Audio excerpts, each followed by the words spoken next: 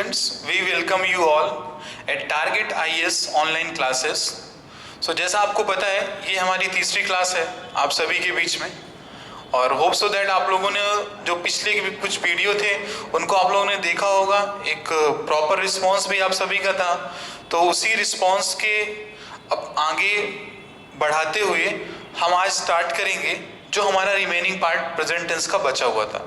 जैसे कि अपन लास्ट क्लास में we completed present continuous, so today we start by present perfect and this tense will completed at present perfect continuous. तो यदि अपन ये दोनों पढ़ेंगे इससे अपना प्रेजेंट टेंस कंप्लीट हो जाता है वहां पे, ठीक है। तो अभी ठीक है, अभी इतना अपना हुआ, इसके बाद में भी मैं कुछ चीजें आपसे डिस्कस करूंगा। Right after that we just come to the point. Fine, कुछ पिछली क्लासों को थोड़ा सा रिवाइज करते हैं। आप लोगों को कल मैंने बताया था singular subject and plural subjects. Hope so आप सभी को पता होगा कि क्या होता है सिंगुलर सब्जेक्ट, क्या होता है प्लूरल सब्जेक्ट, ठीक है। अब ये इतना भी अब इसमें मत कहिएगा आप वहां पर कि sir we are unable to express the present actually singular subject and the plural subject, है ना। तो देखिए सारी चीजें क्या है ना, सर की तरफ से सारी चीजें नहीं आएंगी कि सर आप ही पढ़ा रहे हैं तो आप ही सर पढ़ लें वहां पे, ठीक है। चलिए बहुत अच्छी बात। तो सिंगुलर सब्जेक्ट, प्लूरल सब्जेक्ट, ये आपको यदि याद हो तो इसमें हमने बताया था कि सिंगुलर सब्जेक्ट में एक पर्सन होता है और प्लूरल सब्जेक्ट में मोर देन वन होते हैं। और काफी हद तक हम लोगों ने उसके एग्जांपल्स भी देखे थे कि एक्चुअली क्या होते हैं, which type of words actually which comes under the singular subject and which type of the words which comes under the plural subject. Fine, here it is also same as fine as we studied in the last classes, same here also. तो अभी हम अब इसमें लिखेंगे present perfect. Fine, present perfect लिखेंगे। Present perfect को लिखने के बाद हम लोग उसके स्ट्रक्चर में आएंगे। तो ये अब सभी लिखें आप, present perfect, clear. Present perfect क्या होता है, प्रेजेंट परफेक्ट कैसे होता है, कहाँ यूज करते हैं, ये सारी चीजें होती हैं वहां पर ना। अब यदि अपन क्या करते हैं ना कि इसको बहुत ही इन डेप्थ में जाते हैं तो प्रेजेंट परफेक्ट क्या होता है, कैसे होता है, कहाँ पे इसका यूज करना वहां पर, तो ये क्या हो ना कि तो so it means that this video is just completely going to be lengthy. और as we all know that कि students as well as teachers also do not like to watch for the long time. Fine, so due to that we just here with the selected material. Fine, so this present perfect will actually based on the basic syntax that we have subject, helping verb and main verb and object. Fine, ये मैंने आपको syntax बनाया, जो हमने ये syntax बनाया ना, ये आप एक्चुअली पहले तो हम भी इस कल की वीडियो में इसको हम स्ट्रक्चर बोल रहे थे। और स्ट्रक्चर हमने इसको क्यों बोला था, for actually your convenience. Fine, for making you understand I was speaking structure in our earlier classes, but actually it is equal to the structure but not structure, it's called actually syntax, है ना। क्या होता है, ये syntax होता है, ठीक है। अब इस syntax के अकॉर्डिंग हम सारी चीजों को सीखेंगे वहां पे कि सर सब्जेक्ट कैसा होता है, हेल्पिंग वर्ब कैसा होता है, ठीक है। जैसा कि हम लोगों ने भी पढ़ रखा है उसको वहां पे कि जो भी जैसे आपने उसमें पढ़ा प्रेजेंट इंडेफिनिट में पढ़ रखा था आपने कि सर उसमें डू डज होता है, हेल्पिंग वर्ब होता है। फाइन, और प्रेजेंट कॉन्टिन्यूअस में क्या होता है, इज एम आर होता है, ठीक है। यही बताया था ना आपको, डू बताया था और डज बताया था, इज बताया था, एम बताया था और आर बताया था। तो थोड़ा इन चीजों को एक बार आप उसको अपने जस्ट शॉर्ट रिव्यूज को लीजिएगा अपने माइंड के अकॉर्डिंग, ठीक है। You are not suppose to just turn the pages here, you are only just suppose to remember for the short time by just using your mental ability. Fine, so where we just use singular and where we just use plural, that every concept you are aware. So here it is not required that I express again कि what is singular subject and what is plural, what is singular verb and what is plural verb, ठीक है। बस एक चीज याद रखना कि singular subject के साथ सिंगुलर वर्ब लगता है और प्लूरल सब्जेक्ट के साथ प्लूरल वर्ब का ही यूज करते हैं। फाइन, चलिए बहुत अच्छी बात है ना। काफी हद तक समझ में भी आ रहा होगा तुम सभी को वहाँ पर। ठीक है, ध्यान से इसको पढ़िएगा वहाँ पर। बाकी फिर नहीं कि वहाँ पर कि सर एक्चुअली यूट्यूब में भी देखा सर वहाँ पर, बट कुछ सर क्लियर नहीं हुआ कॉन्सेप्ट। तो कॉन्सेप्ट क्लियर होगा क्यों नहीं होगा? कॉन्सेप्ट क्लियर है ना, बिल्कुल भी टेंशन नहीं लेना है, किसी को कॉन्सेप्ट क्लियर होगा। यदि आप हमारे सपोर्ट में हो तो हम भी इधर से आपके सपोर्ट में हैं, कुछ भी प्रॉब्लम नहीं होने वाली किसी को। ठीक है, चलिए आइए यहाँ पे आते हैं। अब आप देखेंगे यहाँ पे जो प्रेजेंट परफेक्ट का सिंटेक्स होता है subject, helping verb, main verb, object.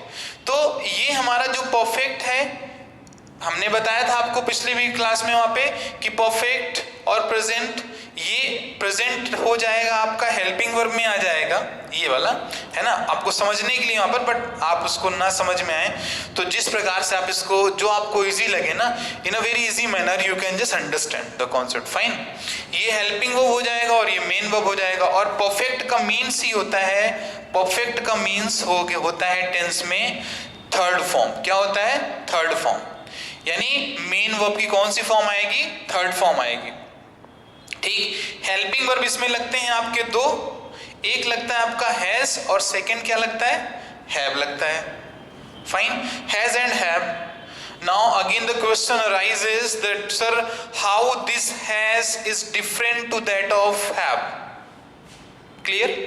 Sir ये वाला हैज है ना जो, सर ये इससे कैसे डिफरेंट है सर वहां पर, और इसका कहाँ पे क्या यूज करते हैं वहां पे? ठीक है, सभी को पता है आपको वहां पे कि सर ये हैज कहाँ से, इसका यूज कहाँ पे करेंगे, इसका हैव भी कहाँ पे करेंगे वहां पर। But actually I will just tell you again, है ना, I just know it very well कि you are able to understand. But this has is only use with singular number of subject. I mean this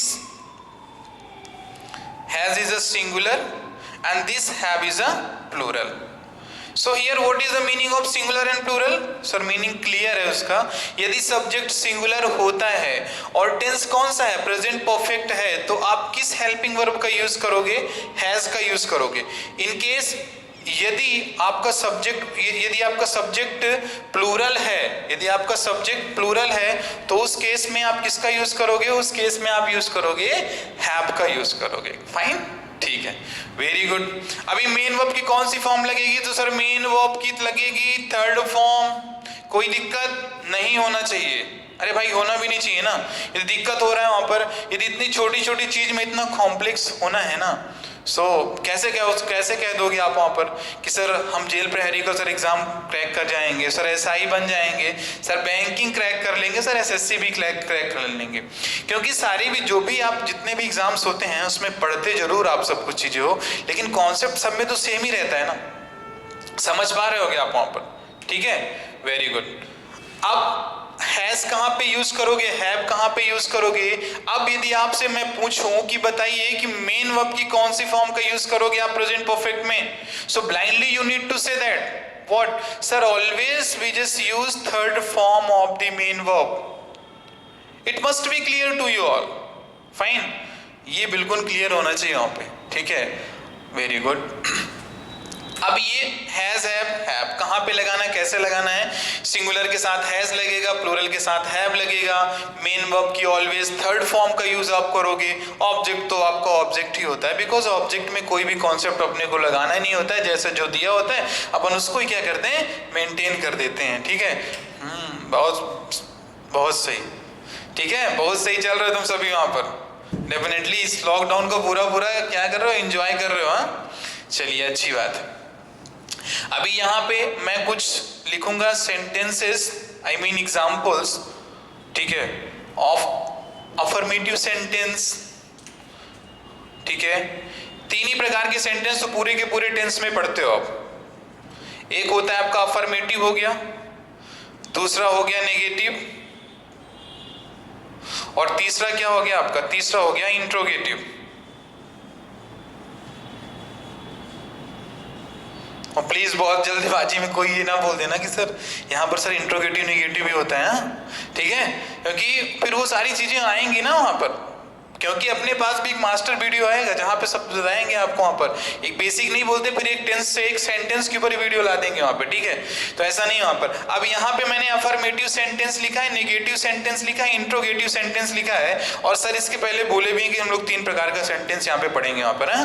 तो अब देखो बच्चों, आप क्या करना, आप कंफ्यूज मत होना कि सर आप तो बोल दिए 3 प्रकार के सेंटेंस, लेकिन सर ये तो एक ही प्रकार में आते हैं। तो sir is also able to understand that it is a part of assertive sentence, but for making this concept easy to you, sir is writing same like this here, fine. क्योंकि आप बुक में भी क्या पढ़ते sir, affirmative sentence, negative sentence and interrogative sentence, ठीक है।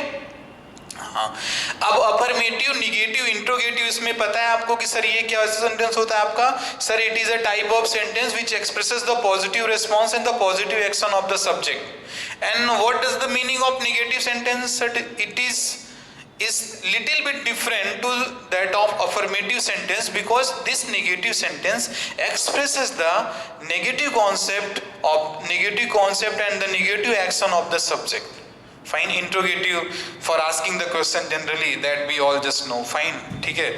हिंदी में कहें इसको तो बहुत आसान से शब्दों में कहेंगे कि सर ये सकारात्मक बातों को बताता है, कर्ता के द्वारा जो कार्य किया गया वो सकारात्मक कार्य होगा, और ये कर्ता के द्वारा जो कार्य किया गया है वो नकारात्मक रहेगा, और कर्ता इसमें नकारात्मक चीजों की बात करता है। जैसे मैं अभी अब कह दूं, ठीक है, इसको प्लीज डोंट माइंड, ठीक है, मैं अभी वीडियो आप देख रहे हो, मैं कह दूं कि यू ऑल आर कौन, not good student, bad student, ठीक है। सॉरी, इस बात को आप उसको मत लेना वहां पर, फाइन, कि सर आप हमको बैड बोल रहे हैं, and here we are just watching your video, fine. नहीं, आप सभी क्या हो, ब्रिलियंट बच्चे हो, बहुत अच्छे बच्चे सभी वहां पर। निगेटिव कॉन्सेप्ट मैंने बताया कैसे वहां पर, जैसे मैं कह दूं कि तुम सब बच्चे कैसे हो, बैड हो, तो फिर वो निगेटिव सेंस में आएगा। मैं बोल दूं कि सभी आप कैसे हो वहां पर, सभी आप भगवान हो, अरे अफर्मेटिव, ठीक है। फिर मैं पूछूंगा आपसे क्या क्या आप भगवान हो, फिर हो गया, वही इंट्रोगेटिव वाला सेंस आएगा वहां पे कि नहीं आएगा, ठीक है, आएगा ही वहां पे। चलिए ठीक है, हम लोग आते हैं इसमें अफर्मेटिव में। तो अफर्मेटिव में आपको कुछ नहीं करना है, ऐसे आप लिखोगे सब्जेक्ट, फाइन, हेल्पिंग वर्ब के प्लेस में आप क्या लिखोगे, हैज ऑब्लिक हैव लिखेंगे, आप क्या लिखेंगे, हैज ऑब्लिक हैव लिखेंगे, and after that third form of the main verb, fine, and thereafter you will write the object, clear. This will be for the affirmative sentence. And what about the negative sentence, तो negative sentence के लिए कुछ दिक्कत नहीं है, आप यहाँ पे लिखिए सब्जेक्ट, यहाँ पे लिखिए हैज, और यहाँ पे लिखिए आप have, then write here not, again just write the third form of the main verb and just object, fine. And the interrogative sentence तो बस कुछ नहीं करना है आपको, simple and basic, and actually the basic funda that we all must know, sir helping verb को लाओ subject के पहले, सब्जेक्ट को रखो हेल्पिंग वर्ब के बाद, वेरी गुड।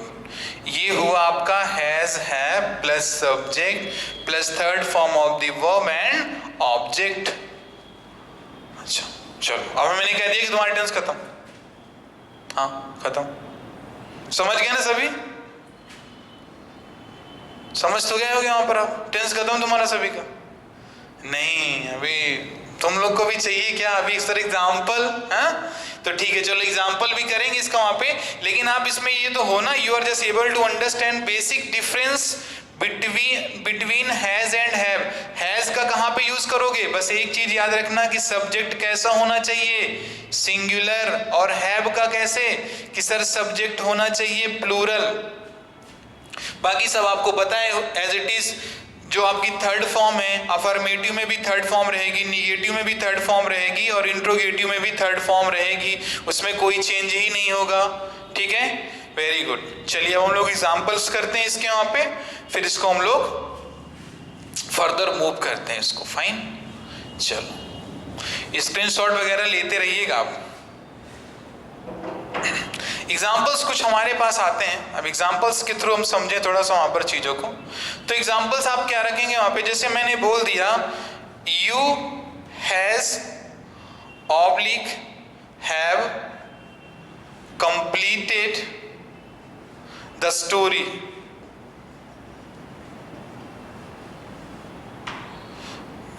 सोचने ना लगना कि स्टोरी किसकी, स्टोरी तुम्हारी लाइफ ही नहीं है, ठीक है, हाँ स्टोरी है, कोई भी कहानी हो सकती, ठीक, वेरी गुड। चलिए, ये हैज और हैव, यदि आपको पता है तो आप बता दो उसमें कि सही कौन सा होगा, which one is correct. You के साथ हैज लगता है या हैव लगता है?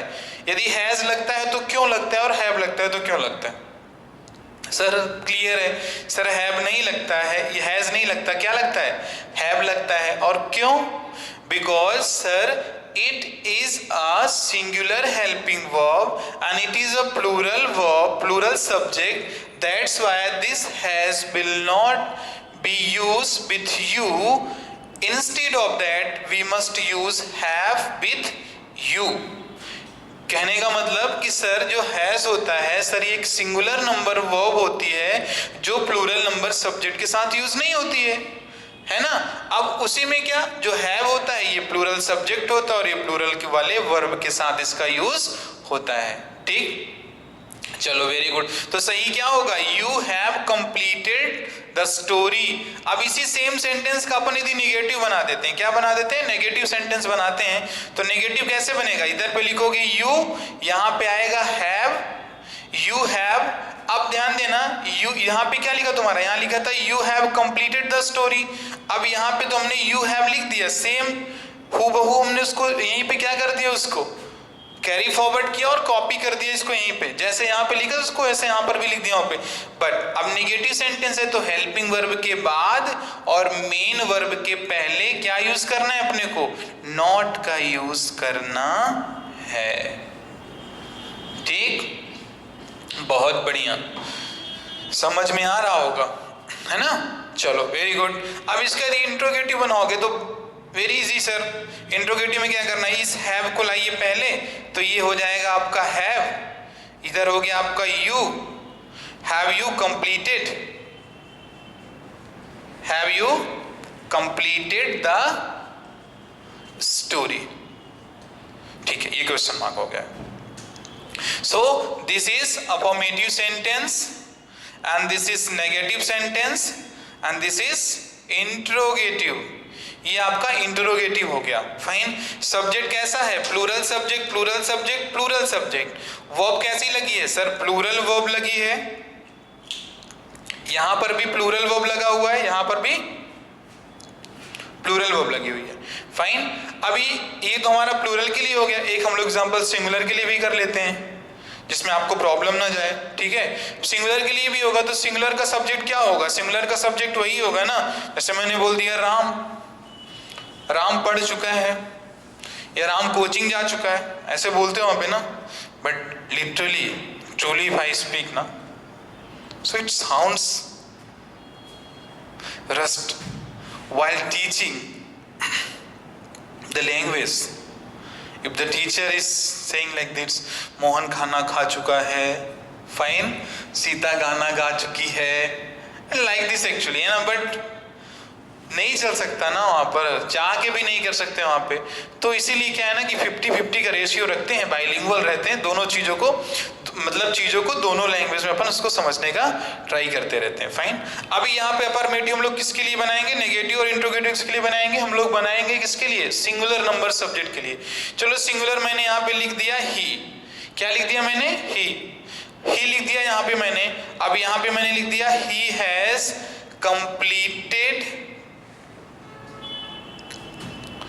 completed the homework,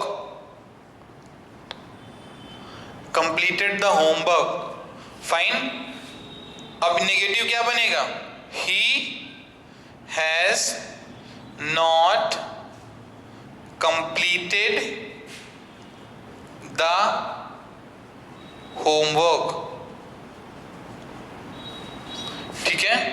इंट्रोगेटिव बनेगा has he completed the homework. अच्छा बताना यहाँ पे हैज लगेगा या हैव? सिलेक्शन ऑफ योर्स, बताइए क्या लगेगा? You just right on comment that क्या होगा, हैज होगा या हैव? नहीं तो हम हैव ही लगा के चले जाएंगे। क्या लगेगा इसमें? वेरी गुड, इसमें क्या लगेगा? हैज लगेगा। ठीक है, तो ये हो गया तुम्हारा किसके लिए, ये हो गया singular number subject, because he आपका कैसा है सर, ये एक सिंगुलर होता है, सिंगुलर सब्जेक्ट है, तो वर्ब कैसी होनी चाहिए सिंगुलर के साथ, सिंगुलर ही होनी चाहिए वहां पर, कोई इशू नहीं वहां पर। वेरी गुड, इसको आप इतना कर लोगे, ठीक है, ये आपका हुआ इतना, ठीक, इसको समझ में आ गया होगा। अब इसमें क्या करना है कि आपको जो भी आपके पास रेफरेंसेस होंगी ना ग्रामर की, उसके उसी में क्या करना है आपको, उसके क्वेश्चन से आपको प्रैक्टिस करना है वहां पर, ठीक है, प्रैक्टिस करना है। और थोड़ा सा एक चीज याद रखना कि रूल्स वाले सेंटेंस को अभी आप मत करिएगा, because in a very first class I just told you all that we have the separate chapter of subject verb agreement. Subject verb agreement का अपने पास एक सेपरेट चैप्टर है, तो there we just complete every and the all rules, fine, which actually are the required for the competitive examination. Clear? तो अभी आपको इतना नहीं कंफ्यूज होना कि आप कोई बहुत भारी भरकम किताब उठा के देख लो कि सर आपने तो बता दिया है सर यहाँ पे होता है, और सर यहाँ पे हम लोग sir we are unable to just solve the question, such types of problem is happening, so is the responsible. तो कौन, मन तुम्हारा कहेगा कि कौन होगा रिस्पॉन्सिबल, सर होंगे रिस्पॉन्सिबल। सर के पास आओगे तो सर क्या बोलेंगे तुमसे वहां पर कि बेटा जब भी तुमको हम क्या कहते हैं हैज है पढ़ा रहे हैं तुमको वहां पर, तो थोड़ा just use your intellectual, just use your mental ability, मानसिक योग्यता, उसके थ्रू करो आप वहां पर। नथिंग टू वरीड सर कि हम ये नहीं कर पाए वहां पर, या एक क्वेश्चन कोई ऐसा आ गया जिसको आप नहीं कर पाए तो आप निराश हो जाओ, डिसअपॉइंटेड हो जाओ, नहीं नहीं, you are not suppose to be disappointed, ठीक है, you have to be just courageous, you have to just encourage to yourself, fine, because you have to just go miles away, बहुत दूर जाना है आपको, ठीक है, वेरी गुड, थैंक यू। अब इसको समझ में आ गया होगा उतना ना, चलिए ठीक है, इसका स्क्रीनशॉट ले लेना, ठीक है, ले लिए, चलो वेरी गुड। अब हम लोग आते हैं प्रेजेंट परफेक्ट कॉन्टिन्यूअस में आते हैं, किस में आते हैं, प्रेजेंट परफेक्ट कॉन्टिन्यूअस में आते हैं। अब प्रेजेंट परफेक्ट कॉन्टिन्यूअस क्या होता है sir, again sir present perfect continuous क्या, अब इसमें देखो दो चीजें आ रही हैं तुम्हारी, एक तो अब तुम लोगों ने अभी टेंस पढ़ा, प्रेजेंट कॉन्टिन्यूअस पढ़ चुका है ना, प्लस प्रेजेंट परफेक्ट। अब आपको हम बताएं, हमारी हार्दिक इच्छा हो रही है कि मैं इस प्रेजेंट कॉन्टिन्यूअस को और प्रेजेंट परफेक्ट को, इन दोनों कॉन्सेप्ट को इक्वल टू कर दूं प्रेजेंट परफेक्ट कॉन्टिन्यूअस। किसके इक्वल टू कर दूं, प्रेजेंट परफेक्ट कॉन्टिन्यूअस, लेकिन बट आप, लेकिन आप क्या है कि यदि मैं यहां पर प्रेजेंट कॉन्टिन्यूअस और प्रेजेंट परफेक्ट को ऐड करता हूं और अपना जो टोटल सम आता है वो आता है प्रेजेंट परफेक्ट कॉन्टिन्यूअस, तो आप कहोगे सर आप अलग ही इंग्लिश पढ़ा देते हो सर, हैं, यही ना बोलोगे यहां पर, नहीं, लेकिन ध्यान है कि ये चीज तो देखो बनना चाहिए आपसे यहाँ पे, क्योंकि प्रेजेंट भी है, परफेक्ट भी है, कॉन्टिन्यूअस भी है, और हम लोगों ने प्रेजेंट कॉन्टिन्यूअस सेपरेट पढ़ा है, प्रेजेंट परफेक्ट सेपरेट पढ़ा है हम लोगों ने, but sir why here actually the perfect continuous and why do we study the present perfect continuous.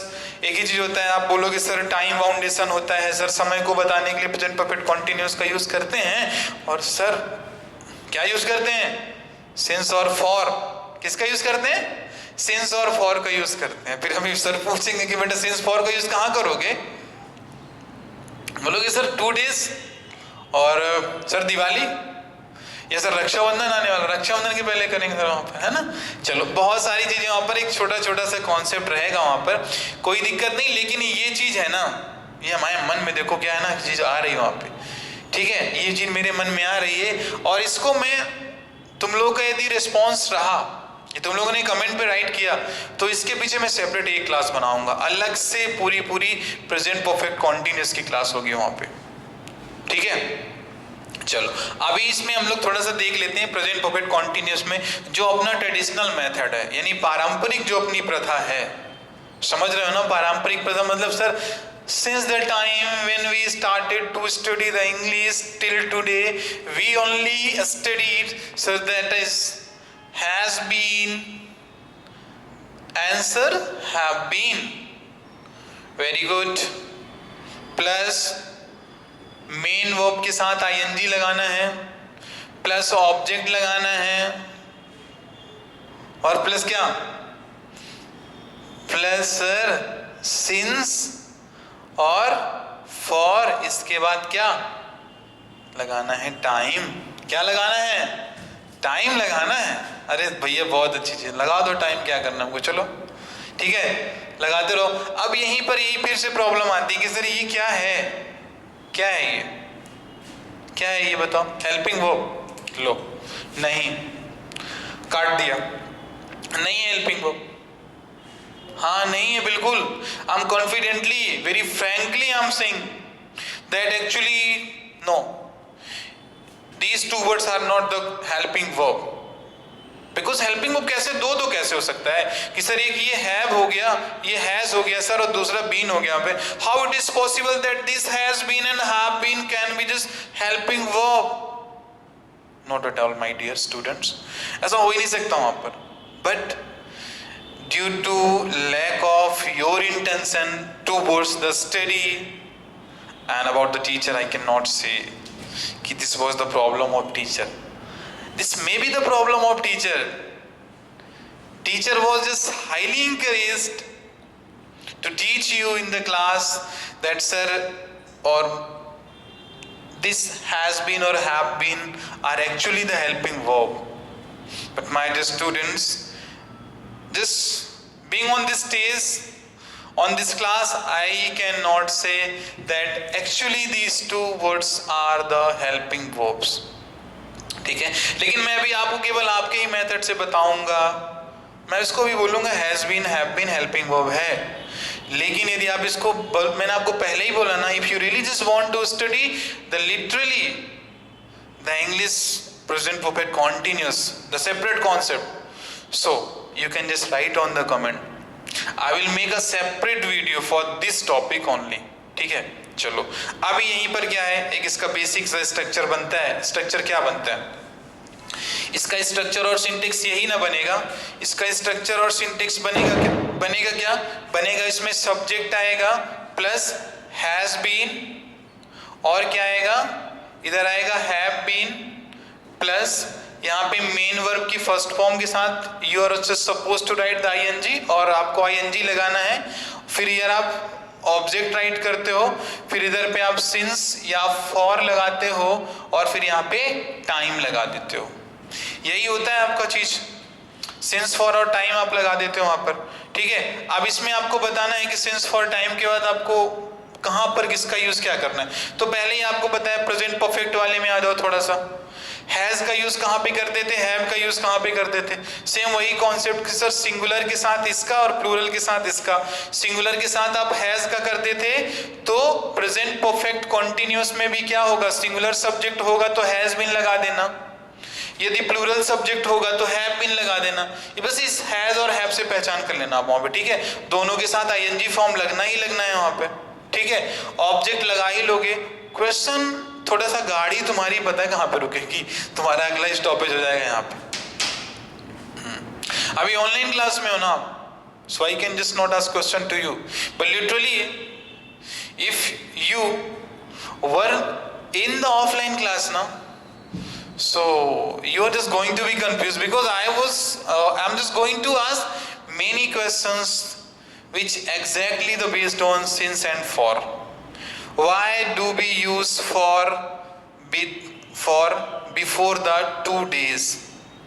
आप बोलोगे क्या, बोलो क्या कि सर समय निश्चित नहीं है ना, समय क्या है, निश्चित नहीं है, समय अनिश्चित है। सर अनिश्चितता को बताता है, एक निश्चितता को बताता है। You mean to say and I mean to say that sir ये डेफिनिट टाइम को बताएगा और ये इनडेफिनिट टाइम को बताएगा। सेम ईयर, सेम कॉन्सेप्ट, निश्चित और अनिश्चित। बस 2 चीज याद रखना आप। यहाँ पे मैंने बोला आपको क्या, देखो पहले वहां पे देखो स्ट्रक्चर और सिंटेक्स में क्या लिखा हुआ है, टाइम लिखा है, टाइम के पहले आपको क्या लगाना है, टाइम के पहले आपको लगाना है या तो आप लगाओगे सिंस या आप क्या लगाओगे, either you will write since or you are supposed to write for before the time। अब देखो ये टाइम हो क्या क्या सकता है, तो sir time can be hours हो सकते हैं, टाइम कैन बी डेज हो सकते हैं, ठीक है, वीक हो सकता है, मंथ्स हो सकते हैं, और क्या हो सकते हैं आपके, ईयर्स हो सकते हैं, यही हो सकते हैं आपके, ठीक है। अब इसमें भी क्या, आप तो दो चीज जानते होगे, अच्छा बताओ संख्या जानते हो, संख्या और नेम।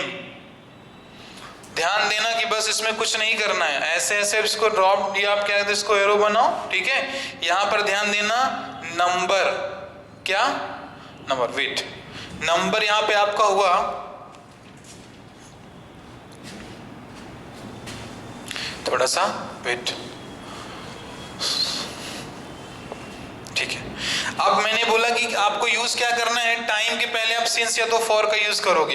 ये टाइम के रेफरेंस में लिखे हैं, जहां पे टाइम लिखा है ना वहां पे या तो आवर्स आएगा, डेज आएगा, वीक आएगा, मंथ्स आएगा, ईयर्स आ जाएगा वहां पे, ठीक है। लेकिन आप ध्यान देना करना क्या है, अब आप कैसे इसको स्पेसिफाई, क्योंकि आपको पता है कि सर आवर्स के पहले भी सिंस लग सकता है, फॉर लग सकता है, लेकिन आप कैसे, how you are just going to जज कि which word you have to just use before the time.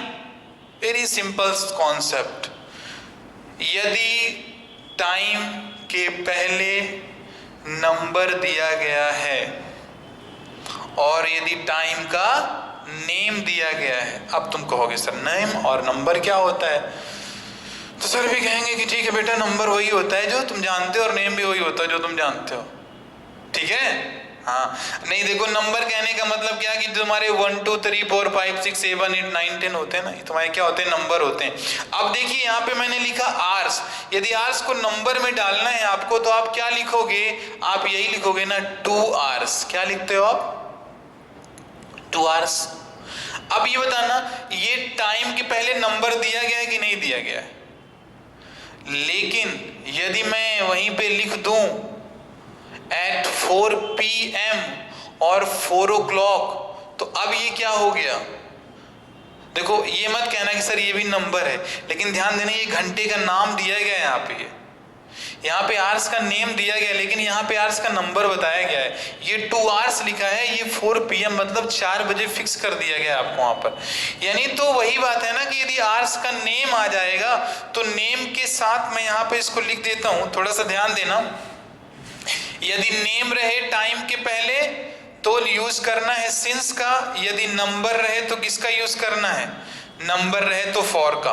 बाकी किसी से कुछ पढ़ना ही नहीं तुमको, चाहे कितना भी कुछ कर लो तुम वहां पर, नेम और नंबर याद रखना, नेम रहे तो सिंस का, नंबर रहे तो फॉर का। जैसे मैंने लिख दिया, अब ध्यान देना ये मैंने लिख दिया अप्रैल और फिर मैंने लिख दिया 2 मंथ्स।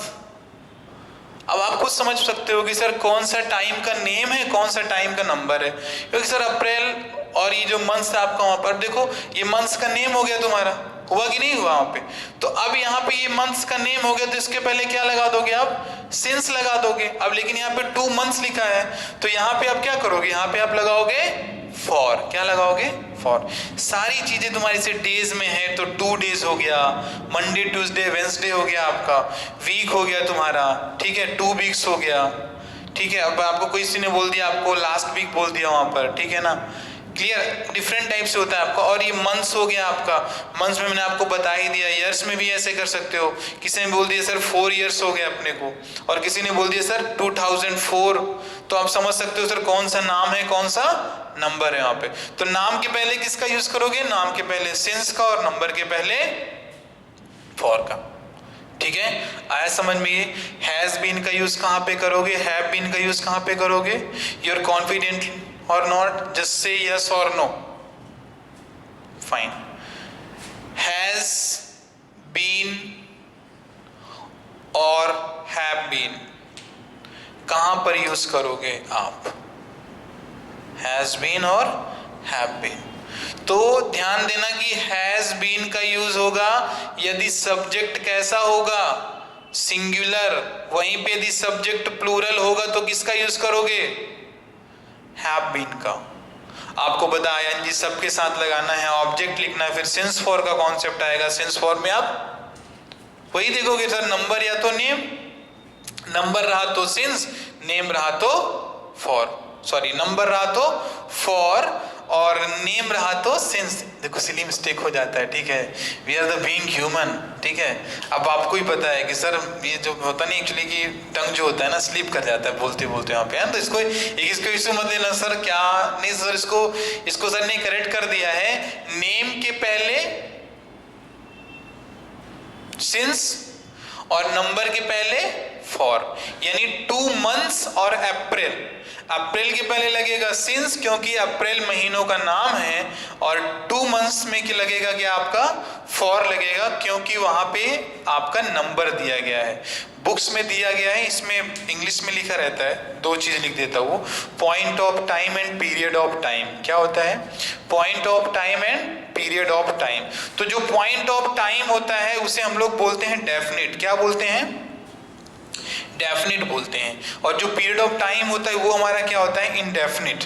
मतलब सर एक लंबे समय के लिए, टाइम सर कोई क्लियर नहीं है कब कहाँ पे क्या होगा वहां पे, ठीक है। अब देखो इसके एग्जांपल्स तो देखो आपको करने पड़ेंगे, ठीक है, एग्जांपल्स इसके आप करोगे, ठीक। इसके examples you have to just write the examples according to yourself, fine, and just apply the every concept which I just told you, and if you just learn, so definitely just use the concept of this class, and if you just already just aware to the tense, then no issue.